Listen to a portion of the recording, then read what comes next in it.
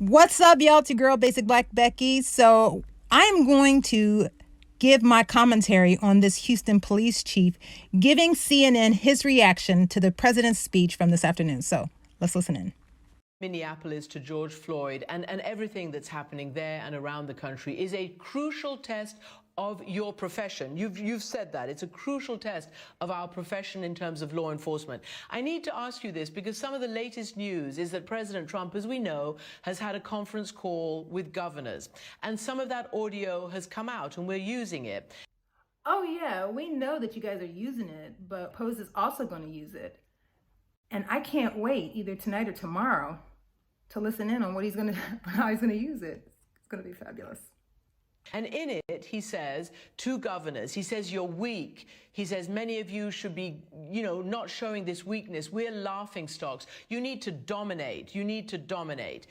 I want to ask you not to. That face you make when your manhood just got stepped on. If you don't want to comment on the President of the United States. But is the right direction for police today in this environment to go out and dominate and to show that they're quote unquote not weak? What should the police be doing now to calm this terrible situation? Let me just say this to the President of the United States on behalf of the police chiefs in this country. Please, if you don't have something constructive to say, keep your mouth shut, because you're putting men and women in their early 20s at risk. It's not about dominating. It's about winning hearts and minds. And let's be clear. We do not want people to confuse kindness with weakness, but we don't want ignorance to ruin what we've got here in Houston. And speaking for my colleagues across the country, where their officers are being injured, community members are being injured, if you don't have something to say, like Forrest Gump, then don't say it, because that's the basic tenets of leadership, and we need Forrest Gump? The basic tenets of leadership?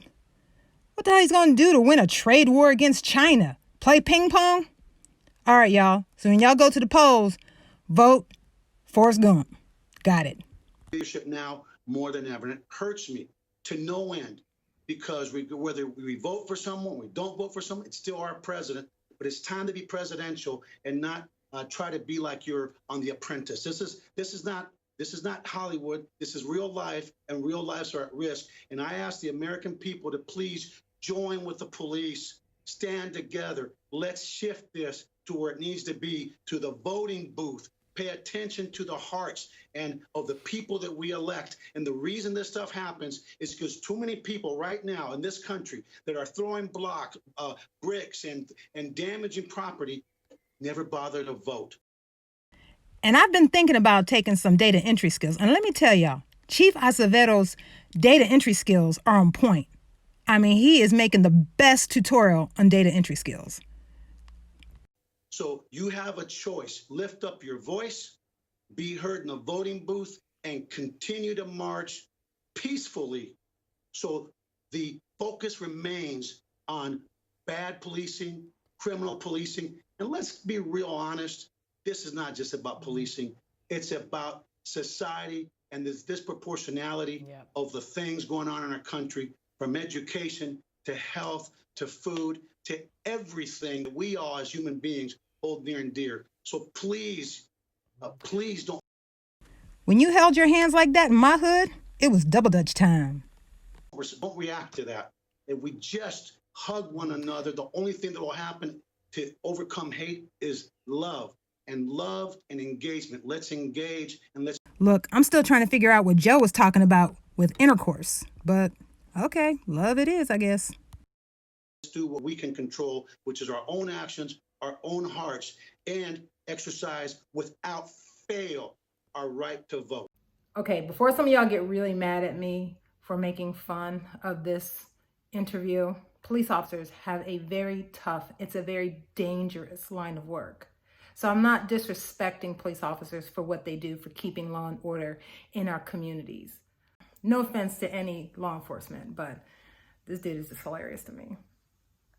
I mean, Chief this dude Azevedo, just those is are not very comfortable strong doing this. I words. mean, look at him. He's looking down at the particularly script. You are He's looking around. Oh, God, Cuban when is this going to be over immigrant. You with? came when you were 4 years old to the Are they United buying it? States, and you are the police chief, the first such There we go. in the city of Houston. So I want to ask you lastly, there have been reforms planned, made. For instance, in Minneapolis, the police force did implement training on implicit bias, on mindfulness, de-escalation, crisis intervention. It did diversify the department's leadership. It did create tighter use of force standards. It adopted body cameras. In other words, it did all this stuff, but it did not work.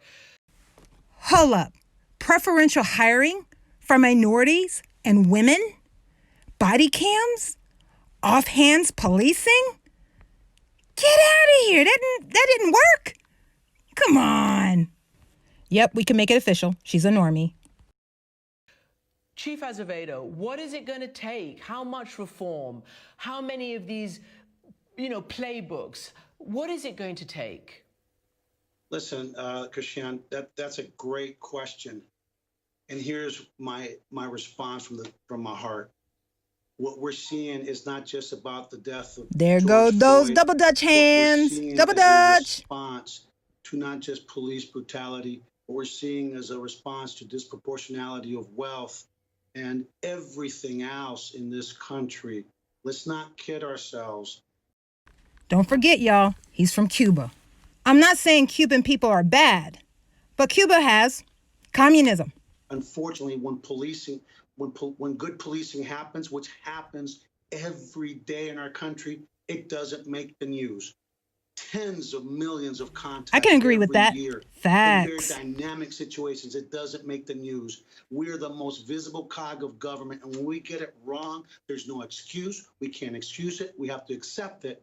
But don't kid yourself into believing that the rage is just because of what happens with police. It's about society from pre-K education all the way up.